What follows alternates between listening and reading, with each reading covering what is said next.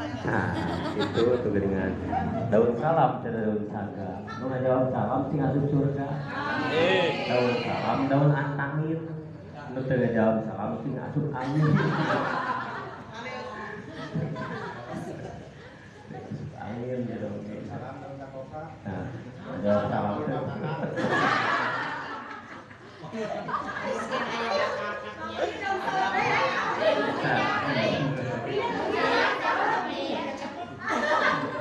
Jawab salam sih kalau ngambek. Jawab.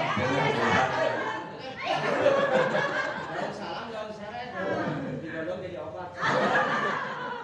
Beda ini Herbal.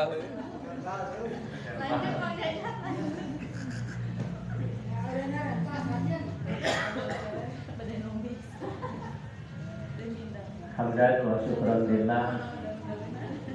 Salatan wa salaman ala nabiyina Muhammad Rasulillah amma ba'd. Puji dan syukur kita panjatkan kehadirat Allahul Ghafur. Salawat dan salam semoga terlimpah curah atas baginda Nabi besar kita Nabi Muhammad sallallahu alaihi wasallam, pada keluarganya, para sahabatnya, dan tidak lupa kepada kita semuanya. Mudah-mudahan kita semuanya tercatat dan terakui sebagai umat beliau yang akan mendapatkan syafaatnya nanti di hari kiamat. Amin ya Allah ya Rabbal alamin. Bapak Kepala Sekolah STN 1 Citalang yang saya hormati, Bapak dan Ibu Guru juga yang saya hormati, dan semuanya yang hadir di sini tanpa mengurangi rasa hormat saya. Mudah-mudahan semuanya mendapatkan keberkahan dari Allah Subhanahu wa taala. Amin ya Allah ya Rabbal. Bapak dan Ibu yang dirahmati Allah Subhanahu wa taala, alhamdulillah hari ini kita masih diberikan panjang umur, sehat oleh Allah Subhanahu wa taala, serta diberi kekuatan dan kesempatan untuk melaksanakan kewajiban dari Allah Subhanahu wa taala di bulan yang penuh berkah dan rahmah Allah Subhanahu wa taala ini, yaitu melaksanakan ibadah puasa. Hari ini hari yang keberapa? 20 tentang hari teh. Benar ya, itu masing benar gitu.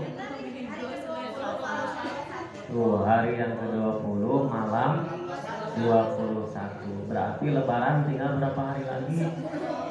10 hari lagi. Udah pada beli baju dulu. Alhamdulillah. Udah ada yang beli 5 katanya.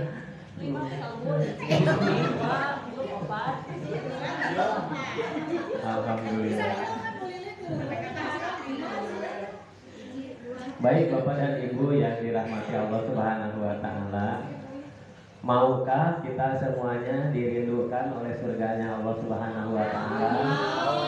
Oh tentu saja pada mau ya. Jangankan dirindukan oleh surganya Allah Subhanahu wa taala, ketika kita bersama-sama hidup di dunia saja, ketika kita dirindukan oleh sang my honey, my bebek ya.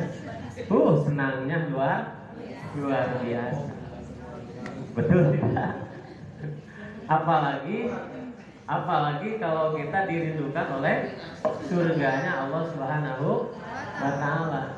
Jadi bukannya kita yang merindukan surga, tetapi surga yang merindukan kita. Maka kata Nabi Muhammad SAW dikatakan dalam sebuah hadisnya, al jannatu mustaqatun ila arba'atin.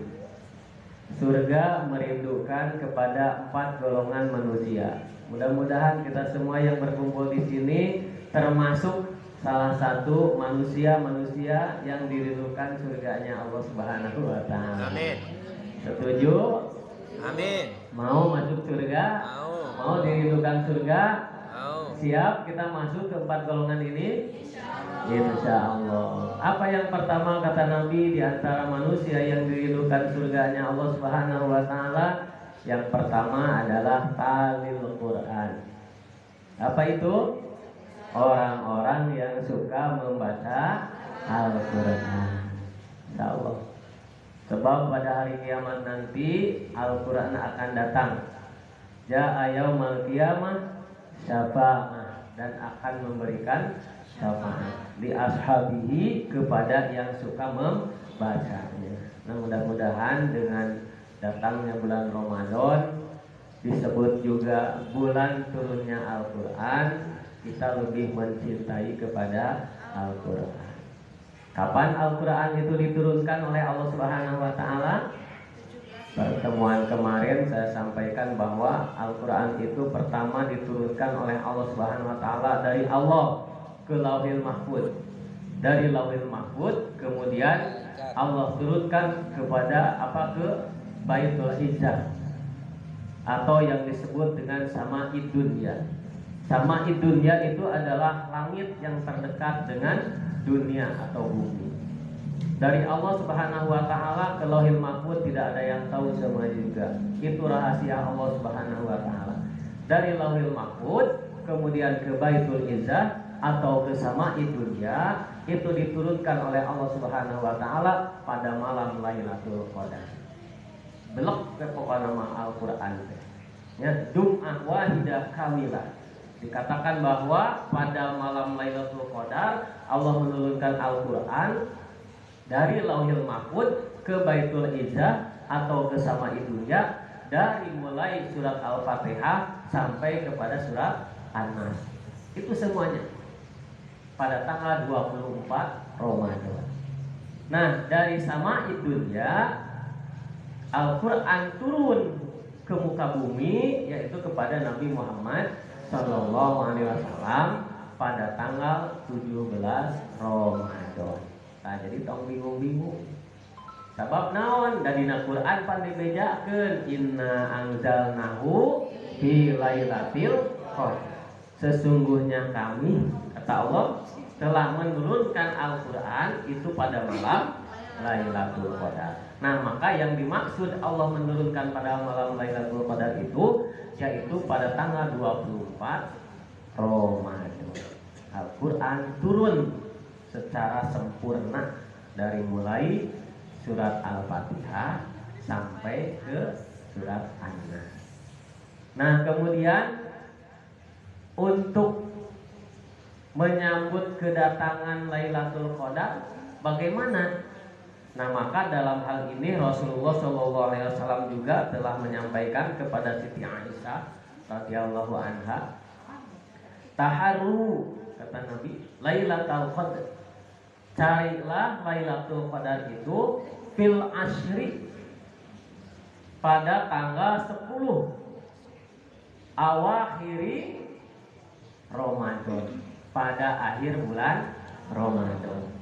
Jadi Lailatul Qadar itu akan turun pada tanggal 10 hari terakhir di bulan Ramadan. Nah, kalau kita lihat barangkali Pak Kepala Sekolah, hari ini adalah hari ke-20 di bulan Ramadan.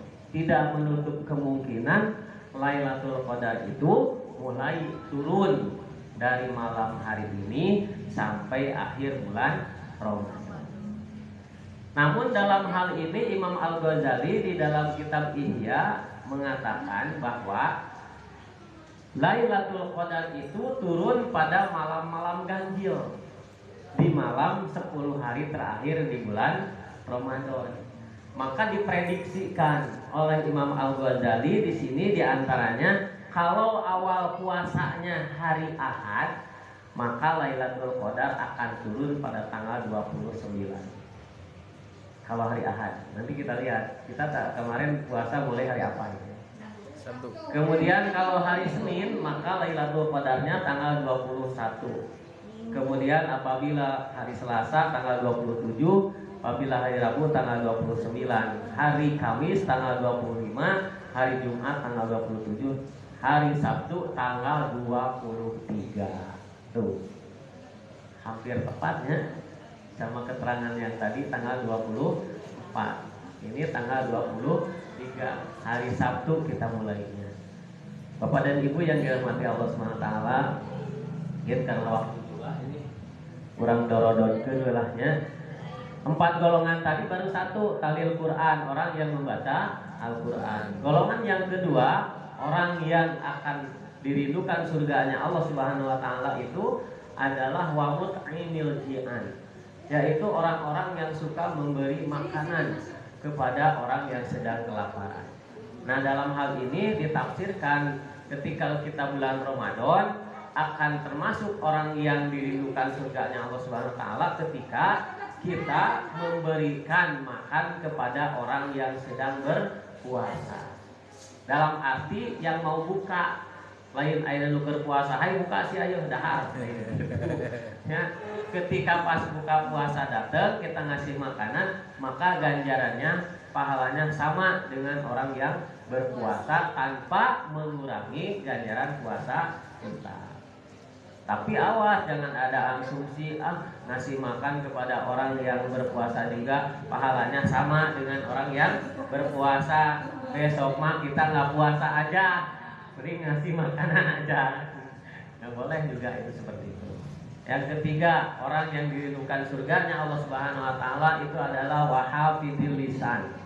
Orang-orang yang suka menjaga lisannya, orang-orang yang bisa menjaga pembicaraannya, perkataannya dari apa? Minal lagwi, daripada perkataan yang tidak ada manfaatnya.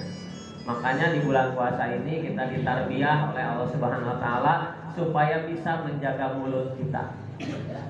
Tidak boleh berbicara sembarangan, tidak boleh ngomongin orang, tidak boleh bergunjing, tidak boleh ngebohong dan sebagainya. Ini sebagai tarbiyah yang nantinya bisa diaplikasikan di luar bulan puasa. Jadi ulah ke bulan puasa hunkul dengan bohong, ke ulah bulan puasa hunkul dengan goreng batur, untuk ke bulan puasa hunkul ngomongkan batur. Tapi setelah puasa pun juga harus seperti itu. Yang terakhir orang yang dirindukan surga Allah Subhanahu wa taala adalah wasaumu Ramadan, yaitu orang-orang yang berpuasa di bulan Ramadan.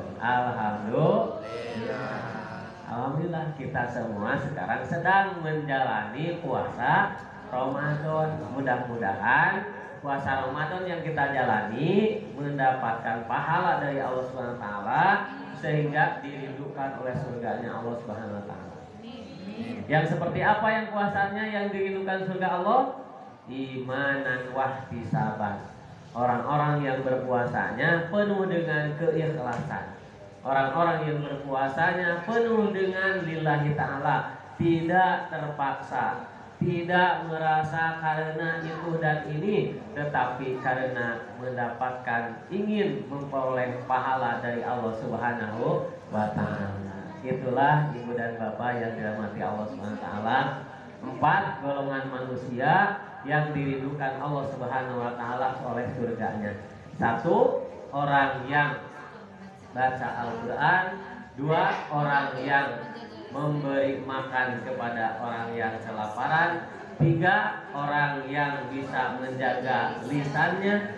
4, orang yang berpuasa di bulan Ramadan. Yang perlu garis bawahi oleh Nabi adalah yang ketiga, orang yang bisa menjaga lisannya. Karena ada pepatah yang mengatakan kalaulah dilukai pedang mudah untuk mencari obatnya, tetapi kalaulah hati terluka oleh lisan, kemana obat hendak dicari. Salamatul insan fi hifdzil lisan. Selamat atau tidaknya manusia karena dengan lisannya. Walaupun sekarang tidak pakai lisan, Pak. Ya, sekarang mah kalau dulu harimau, mulutmu adalah harimau. Ayo nama jempolmu adalah harimaumu. Itu saja barangkali yang bisa saya sampaikan pada kesempatan ini. Mudah-mudahan ada manfaatnya. Oke, mudah-mudahan kita semuanya panjang umur, sehat selalu. Amin. Bisa menyelesaikan ibadah puasa kita sampai finish, dan mudah-mudahan kita semuanya mendapatkan keridhaan Allah Subhanahu wa taala. Salinten puasa linten salinten digital di parapatan hapunten abdi hapunten ieu si ganteng bade pamitan. Baju jiwa calana barayu dadah bye-bye. Di deui naon aya keneh aya kopi pahit jangan diminum. Jangan diminum. Aku pamit. Assalamualaikum warahmatullahi wabarakatuh.